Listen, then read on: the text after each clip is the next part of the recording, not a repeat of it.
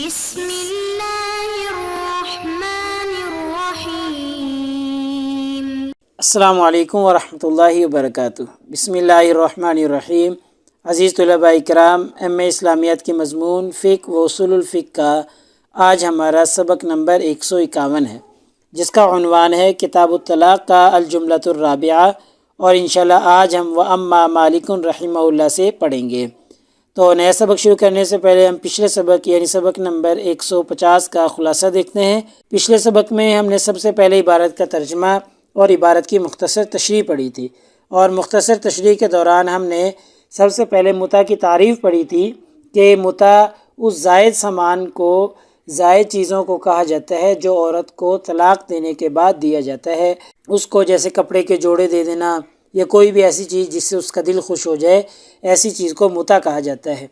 اور پھر ہم نے متع سے متعلق پچھلے سبق میں کچھ اتفاقی مسائل پڑھے تھے کہ جن میں فقہاء کا اتفاق تھا، اور ایسے ہی پچھلے سبق میں ہم نے متع سے متعلق کچھ اختلافی مسائل کو زیر بحث لانے کی کوشش کی تھی، اور پھر ہم نے چونکہ اختلافی مسائل تھے ان میں فقہاء کے دلائل کا ہونا لازمی بات تھی، تو فقہاء کے دلائل کو بھی ہم نے دیکھا تھا کہ جو اختلافی مسائل ہیں ان میں فقہاء کے مختلف آراء ہیں، تو آراء کس بنیاد پر ہیں، دلائل کیا ہیں، تو دلائل کو ہم نے دیکھا تھا۔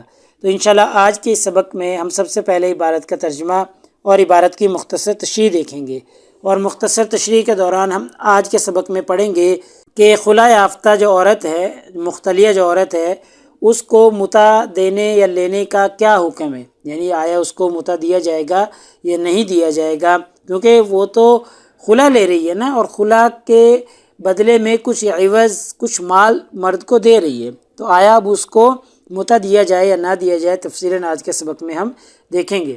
ایسے ہی آج کے سبق میں ہم متع کے بارے میں امام مالک رحمہ اللہ کی رائے دیکھیں گے کہ امام مالک رحمہ اللہ کے نزدیک یہ استحباب کا درجہ رکھتا ہے، کوئی واجب نہیں ہے، اور ایسے ہی امام مالک رحمہ اللہ نے استحباب پر دلیل بھی پیش کی ہے، اور انہوں نے ثابت کیا ہے قرآن مجید کی آیت سے کہ یہ مستحب کیوں ہے، تو وہ دلیل بھی ہم قرآن مجید سے دیکھیں گے۔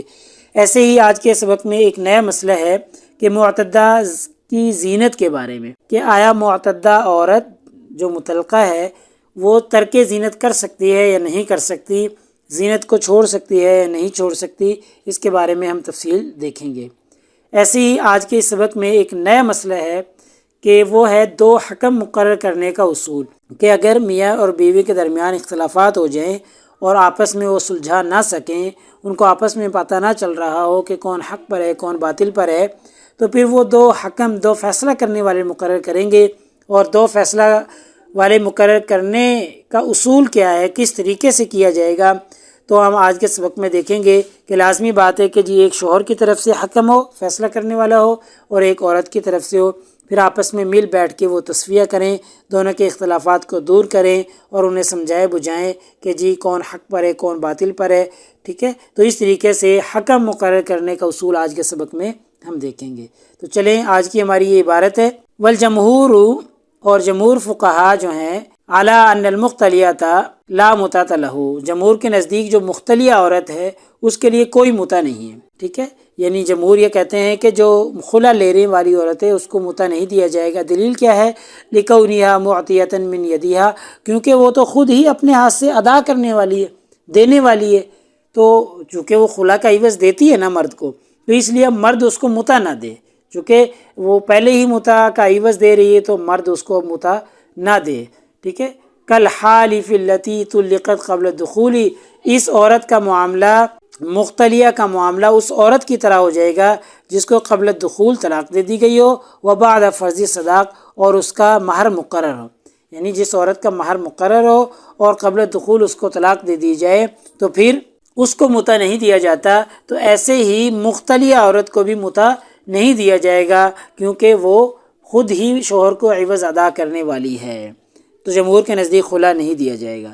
جبکہ واہل ظاہری، اہل ظاہر کا کہنا ہے، یقولون، وہ کہتے ہیں، ہوا شرع، کہ یہ متع جو ہے شریعت کا ایک حکم ہے، فتأخذ وتعطی، لہٰذا شریعت کا حکم پورا کریں گے تو عورت ایک طرف سے دے گی اور ایک طرف سے لے گی، یعنی آپس میں وہ لین دین کریں گے، عورت خلا کا عوض دے گی اور شوہر سے متا لے گی. کیوں لے گی؟ اس لیے کہ متا شریعت کا حکم ہے اور شریعت کا حکم ہونے کی وجہ سے اس کو پورا کیا جائے گا. پھر یہ نہیں دیکھا جائے گا کہ وہ لین دین کر رہی ہیں، نہیں، آپس میں لین دین کریں گے. عورت خلا کا عوض دے اور شوہر اس کو متا دے.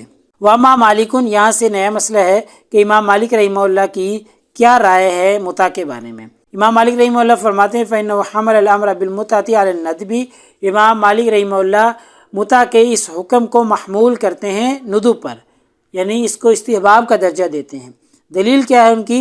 لِقَوْلِهِ تَعَالَى فِي آخِرِ الْآيَةِ، اللہ تعالیٰ نے قرآن مجید میں آیت مبارکہ کے آخر میں فرمایا ہے حقاً علی المحسنین، کہ یہ حق ہے نیک مردوں پر، یعنی نیک مردوں پر یہ حق ہے متا دینا. تو لہٰذا جب یہ حق ہے تو یہ استحباب کا درجہ ہے، مستحب ہے، کوئی لازمی بات نہیں ہے. بینا المتجملین، کہ یہ زائد چیز ہے، زائد ادا کرنے والی ہے اور ایک اچھی بات ہے. متجملین جمال سے ہے، اچھی بات ہے. وما کان من باب الاجمال والاحسان، لہذا جب یہ اجمال اور احسان کے باب سے ہے تو فلیس بواجب، پھر یہ واجب نہیں ہے. ٹھیک ہے، جب یہ استحباب ہے، احسان کا درجہ رکھتی ہے، تو جو کوئی بھی چیز ہو وہ احسان ہو تو پھر وہ واجب نہیں ہوتی، وہ بطور احسان کے رہتی ہے. اگر دے دی جائے تو اچھی بات ہے اور نہ دی جائے تو پھر کوئی حرج نہیں ہے، واجب اس سے ثابت نہیں ہوتا. آگے ایک اور نیا مسئلہ ذکر کیا جا رہا ہے وَاخْتَلَفُوا فِي الْمُطَلَّقَةِ الْمُعْتَدَّةِ، یعنی معتدہ مطلقہ ہو، جس کو طلاق دی گئی ہو اور طلاق کی وہ عدت گزار رہی ہو، هل عَلَيْهَا احداد، کیا وہ ترک زینت کر سکتی ہے، یعنی زینت کو چھوڑ سکتی ہے یا نہیں چھوڑ سکتی. واختلفوا، اس میں فقہاء کرام کا اختلاف ہے. فقال مالک، امام مالک رحمہ اللہ کا کہنا ہے لیس علیہا احداد، کہ وہ ترک زینت اس کے اوپر لازم نہیں ہے. ہاں، کرنا چاہے تو کر لے، چھوڑنا چاہے تو چھوڑ دے. یعنی ترک زینت ایسا نہیں کہ لازم ہے کہ وہ زینت کو چھوڑ دے، لازم نہیں ہے، کرنا چاہے زینت تو کر سکتی ہے. آگے دیکھیں، یہاں سے ایک نیا مسئلہ اور ذکر کیا جا رہا ہے بابن فی بحث الحکمین. مصنف نے ایک باب باندھا ہے کہ دو فیصلہ کرنے والوں کے متعلق ہے کہ اتفق العلماء، علماء کا اس بات میں اتفاق ہے کہ علی جواز بعث الحکمین، کہ دو فیصلہ کرنے والے مقرر کیے جائیں یا نہ کیے جائیں، اس کے بارے میں، اس کے جواز کے بارے میں فقہاء کرام کا، علماء کا اتفاق ہے کہ بالاتفاق دو فیصلہ کرنے والے مقرر کیے جا سکتے ہیں. یعنی اگر میاں بیوی کے درمیان میں کوئی جھگڑا ہے، کوئی اختلاف ہو گیا، تو پھر ان کے درمیان میں دو فیصلہ کرنے والے مقرر کر لیے جائیں تاکہ وہ ان کے درمیان فیصلہ کر لیں، تصفیہ کر دیں اور وہ میاں بیوی اپنے زوجیت کے تعلقات تاکہ برقرار رکھ سکیں. تو اس کے جواز میں فقہاء کا اتفاق ہے. کبھی اتفاق ہے اذا وقع تشاجر بین الزوجین، جب دونوں میاں بیوی کے درمیان میں تشاجر ہو، اختلاف واقع ہو جائے، تو پھر کوئی اختلاف نہیں، اس کے جواز میں مقرر کیے جا سکتے ہیں. وجہلت احوالہما، اور ان کے احوال معلوم نہ ہوں فی تشاجری، اختلاف کے بارے میں، یعنی جو لڑائی جھگڑا ہے، لڑائی جھگڑے کے احوال معلوم نہ ہو، لڑائی جھگڑے کی بنیاد معلوم نہ ہو سکے کہ کون حق پر ہے. مصنف بھی کہہ رہے ہیں اعنی المحق من المبتلی، کہ کون حق پر ہے کون باطل پر ہے، اس لیے پتہ نہ ہو تو پھر زوجین کے درمیان میں حکمین مقرر کیے جا سکتے ہیں. ٹھیک ہے، دلیل کیا ہے اس کے جواز کی؟ اللہ تعالیٰ کا فرمان ہے وَإِنْ خِفْتُمْ شِقَاقَ بَيْنِهِمَا فَابْعَثُوا حَكَمًا مِّنْ أَهْلِهِ وَحَكَمًا مِّنْ أَهْلِهَا. اللہ تعالیٰ کا فرمان ہے کہ اگر تم لوگوں کو کہیں میاں اور بیوی کے تعلقات خراب ہو جانے کا اندیشہ ہو تو فَابْعَثُوا حَكَمًا مِّنْ أَهْلِهِ، تو ایک حکم مقرر کیا جائے گا شوہر کے گھر والوں کی طرف سے، شوہر کے خاندان والوں کی طرف سے، وَحَكَمًا مِّنْ أَهْلِهَا، اور ایک حکم، ایک فیصلہ کرنے والا اہلیہ، عورت کے خاندان والوں میں سے مقرر کیا جائے گا.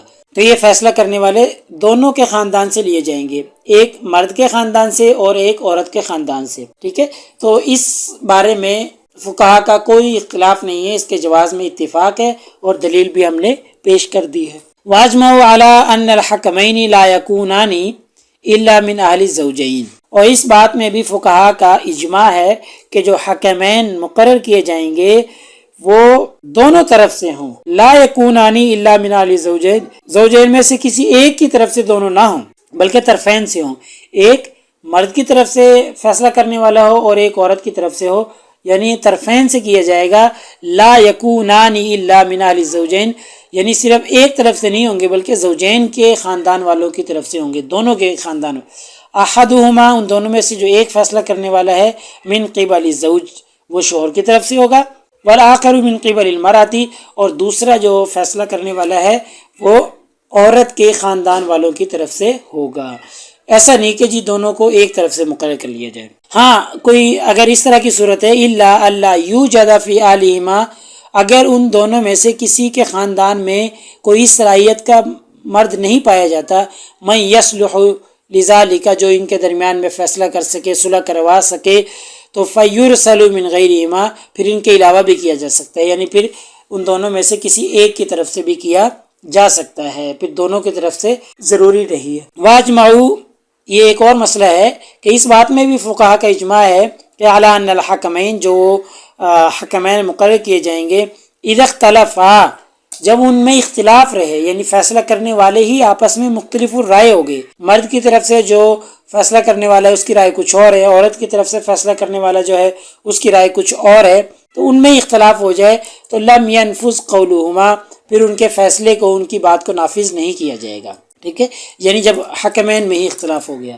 واجمعوا اور اس بات میں بھی اجماع ہے فقہا کا کہ علی ان قولهما فی الجمع بینہما نافذ کہ جب ان دونوں کے درمیان میں کسی ایک رائے پر اتفاق ہو جائے، ٹھیک ہے، دونوں حکمین ہیں، دونوں کسی ایک فیصلہ پر متفق ہو گئے تو نافذ پھر وہ فیصلہ نافذ کر دیا جائے گا بغیر توکیل من الزوجین شوہر اور عورت کی وکالت کے بغیر ہی، یعنی پھر ان کی رائے کو نہیں لیا جائے گا، پھر ان کی طرف سے وکیل مقرر نہیں کیا جائے گا، نافذ کر دیا جائے گا.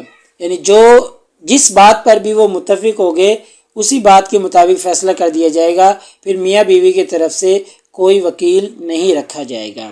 بہرحال یہ اس سبق کا خلاصہ یہ ہے، یعنی اس باب کا خلاصہ یہ ہے کہ حکمین مقرر کیے جا سکتے ہیں، جواز ہے، اور دلیل بھی ہم نے پیش کر دی، وَإِنْ خِفْتُمْ شِقَاقَ بَيْنِهِمَا فَبَعْثُوا حَكَمًا مِنْ أَهْلِهِ وَحَكَمًا مِنْ أَهْلِهَا. اور یہ بھی لازم ہے کہ دونوں ایک ہی طرف سے نہ ہو بلکہ طرفین سے مقرر کیے جائیں. اور اس پر بھی اجماع ہے کہ اگر ان کے فیصلے میں ہی اختلاف ہو تو پھر ان کا فیصلہ نافذ نہیں کیا جائے گا. ہاں اگر ان کے فیصلے میں اتفاق ہے، متفق ہیں، تو پھر ان کے فیصلے کو زوجین کی رائے کے بغیر ہی نافذ کر دیا جائے گا. لہٰذا ہمارے آج کے سبق کا خلاصہ نکلا کہ آج کے سبق میں ہم نے سب سے پہلے عبارت کا ترجمہ اور عبارت کی مختصر تشریح دیکھی ہے، اور مختصر تشریح کے دوران ہم نے دیکھا کہ خلا یافتہ جو عورت ہے اس کو متع دیا جائے گا یا متع نہیں دیا جائے گا، یہ ہم نے تفصیلاً دیکھ لیا ہے. اور ایسے ہی متع کے بارے میں امام مالک رحمہ اللہ کی رائے ہم نے دیکھی ہے کہ امام مالک رحمہ اللہ کی متع کے بارے میں رائے یہ ہے، وہ کہتے ہیں یہ مستحب کا درجہ رکھتی ہے، دے دیا جائے تو زیادہ بہتر ہے، نہ دیا جائے تو کوئی گناہ کی بات نہیں ہے، البتہ وجوب ثابت نہیں ہوتا، دلیل سے انہوں نے ثابت کر دیا. ایسے ہی امام مالک رحمہ اللہ کی طرف سے دلیل ہم نے دیکھ لی. اور پھر ایک اور نیا مسئلہ کہ معتدہ ترک زینت کر سکتی ہے یا نہیں کر سکتی، تو ہم نے دیکھ لیا امام مالک رحمہ اللہ کے نزدیک ترک زینت کا اس کو اختیار ہے، ترک زینت کرنا چاہے کر لے، نہ کرنا چاہے تو نہ کرے. اور ایسے ہی نیا باب ہم نے شروع کیا ہے کہ دو حکم مقرر کرنے کا اصول، یہ ہم نے اصول پڑھ لیا کہ دو حکم مقرر کیے جائیں گے، جائز ہے، دلیل ہم نے دے دی. اور پھر دو حکم مقرر دونوں طرفین سے ہوں گے، یعنی ایک میاں کی طرف سے ایک بیوی کی طرف سے، اگر ان کے فیصلے میں اختلاف ہے تو نافذ نہیں کیا جائے گا، اتفاق ہے تو نافذ کر دیا جائے گا. تو پیپر میں پوچھے جانے والے سوالات سے متعلق اگر ہم بات کریں تو وہی سوال کہ جی مذکورہ عبارت کا ترجمہ اور تشریح کریں، اور ایسے ہی متع کے احکامات فقہا کے اقوال کی روشنی میں بیان کریں. یہ تفصیلاً ہم نے متع کے احکام پچھلے اسباق میں دیکھ لیے ہیں. تو یہ متع کے احکام ہمارے مکمل ہو گئے ہیں. آخر میں امام مالک رحمہ اللہ کی رائے ہم نے پڑھی ہے. ایسے ہی معتدہ کی زینت اختیار کرنے کے مسئلے کو فقہا کے اقوال کی روشنی میں بیان کریں. یہ ہم نے دیکھ لیا ہے کہ وہ ترک زینت کر سکتی ہے یا نہیں کر سکتی. امام مالک رحمہ اللہ کا مسلک ہم نے دیکھ لیا ہے. تو اگلے سبق نمبر 152 میں انشاءاللہ ہمارا یہی باب چلتا رہے گا، یعنی کتاب الطلاق کا الجملۃ الرابعہ. اور بڑی خوشی کی بات ہے کہ کل ہمارا یہ کتاب الطلاق کا آخری سبق ہوگا، اور آخری سبق ہم وقت لفوف التفریق سے پڑھیں گے. اس طریقے سے ہماری کتاب الطلاق بدایت المجتہد کی جو کتاب تھی یہ مکمل ہو چکی ہے، اگلے سبق میں انشاءاللہ ہو جائے گی. اور بڑی خوشی کی بات ہے یہ کہ ہماری کتاب الطلاق مکمل ہو گئی. جزاکم اللہ خیر.